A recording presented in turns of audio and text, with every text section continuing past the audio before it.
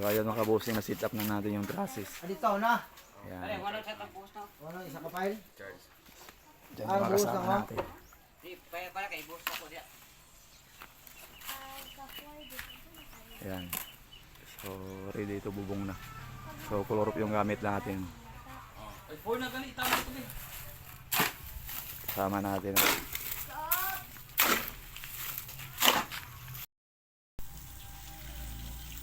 So ayan mga kabusing. So nakapag-process na tayo.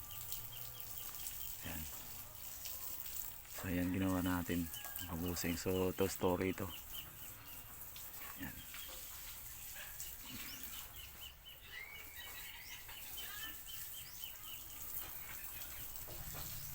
Ito yung site.